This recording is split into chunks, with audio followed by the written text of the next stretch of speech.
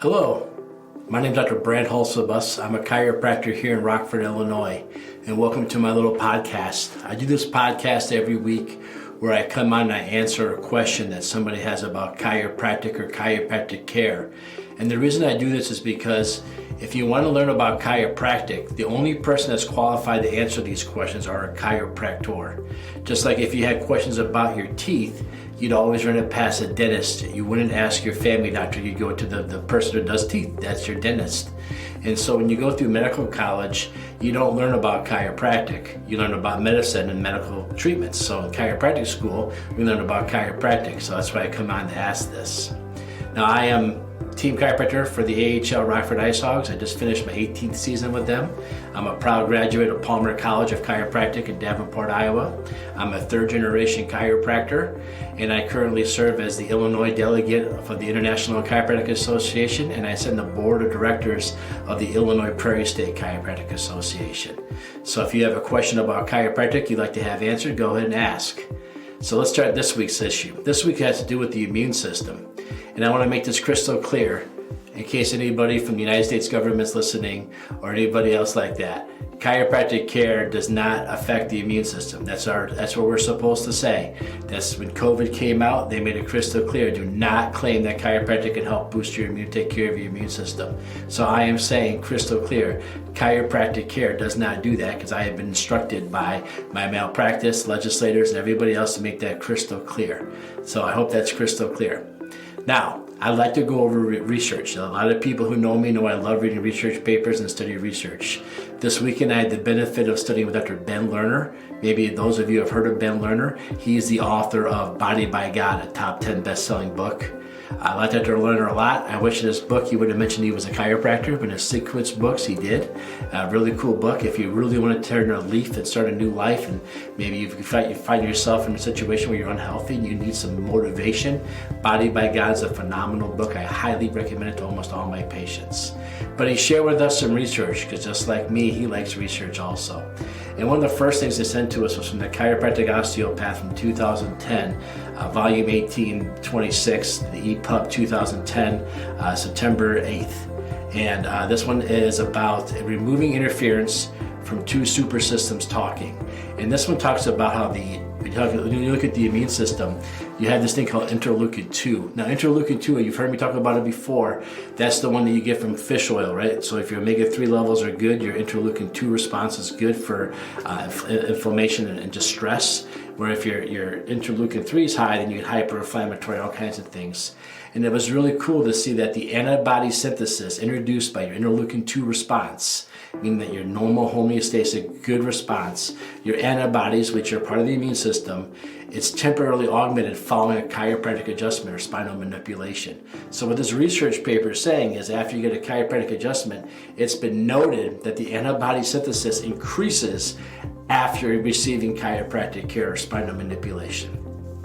And the second part of this research paper, it talks about a respiratory burst. They're noticing that the white blood cell count goes up 15 minutes after chiropractic manipulation. They're noticing they're taking it 15 minutes before, they're checking it 15 minutes afterwards, and it goes way up immediately. More so than it does 30 or 45 minutes later. A significant increase immediately 15 minutes afterwards.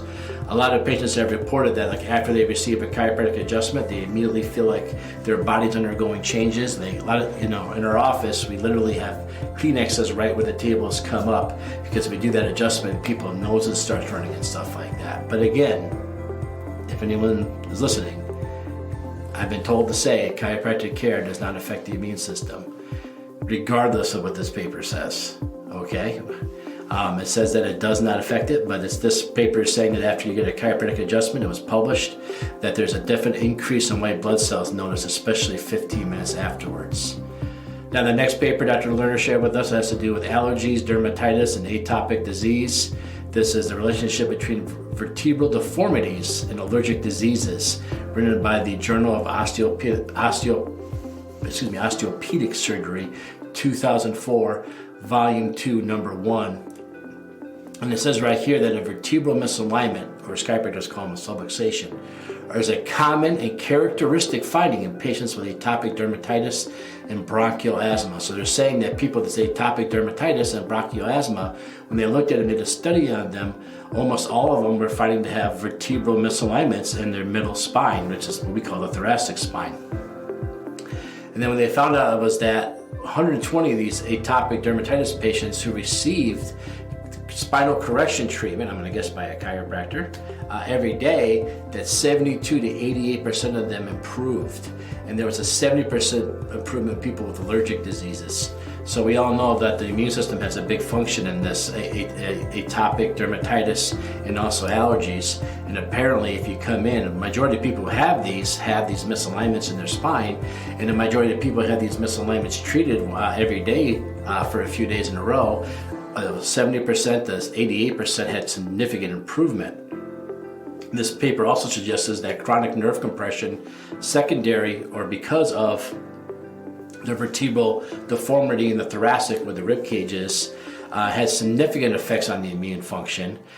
So they're saying that if you have this and you have this, if you have the chronic issue of your upper back, your thoracic spine having these stresses, they're saying that there's a big significance on these people who have this and have immune function problems. And they're saying the adrenal cortex of these allergy patients might be in chronic decline with this chronic nerve compression. So they're saying that if you have misalignments in your spine that's been there for a long time, creating havoc on your nerves coming out, it actually might affect the adrenal cortex functions and have increased your allergies. And it's being shown that people get this corrected, their immune system gets stronger and then they are able to fight their allergies better. But again, for the record, even though this paper says that people under chiropractic care 70% improvement, for the record, chiropractic does not affect the immune system, I guess. So that's what we're supposed to say, even though I read papers like this. So let's take a look at another one. Those are all fairly recent studies. Let's look at one maybe a little bit older here. This one is written by Dr. Kaur. It's the spinal cord as an organizer of disease processes. This is from the Journal of Osteopathic Associates, 1979. So I was 4 years old when this was written. It's called The Spinal Cord as an Organizer of Disease and Process. Part 1 of this said neurochemical and neurotopic consequences of nerve deformity. Again, there's that word again, nerve deformity, as nerves are under stress, or clinical implications related to spinal manipulation. So they're saying that they're seeing neurochemicals and neurotopic changes have to deal a lot with spinal manipulations, or as we call them, chiropractic adjustments. They're saying that in part 2, the peripheral automatic nervous system and the neuromuscular system, that's what NMS stands for, neuromuscular skeletal system, is the primary machinery of life, the effects in the sympathetic and the autonomic nervous system. So they're saying this in this paper that when the nerves leave the spine, there's definitely consequences with that when there's what they call nerve deformity, or that we call subluxation in the spine. So they're seeing a hyperactivity of the sympathetic innervation as a common factor in disease. So what does that mean, hyperactivity of the sympathetic innervation? So sympathetic is your fight and flight. I'm sure you've all heard of fight and flight. You're under stress, fight and flight kicks in.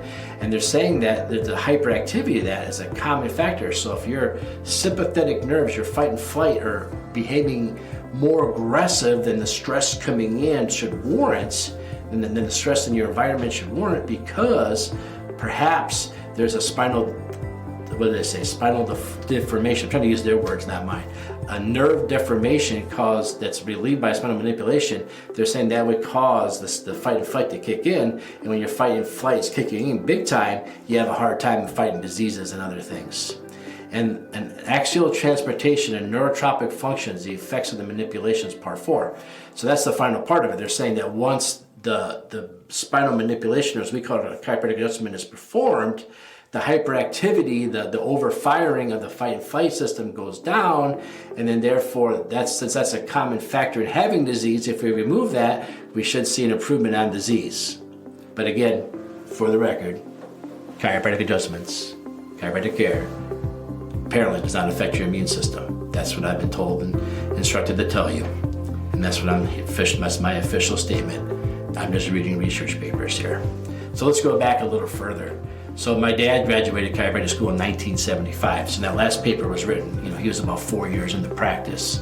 Let's go back to a grandpa practice. This is written by Kunert, MD, on the functional disorders of internal organs due to vertebral lesions in the CIBA Symposium.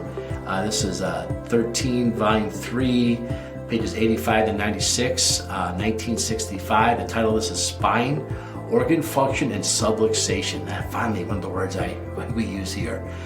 Records of numerous cases, including myocardial ischemia, have shown lesions of the spinal column are perfectly compatible with stimulating, extenuating, or making a major contribution to organic disorders. Therefore, there can be no doubt the state of the spinal column does have a bearing on the functions of the internal organs. So this basically just says what we've always said, that there's a misalignment in the spine, creating what they call a subluxation, which we also call a subluxation.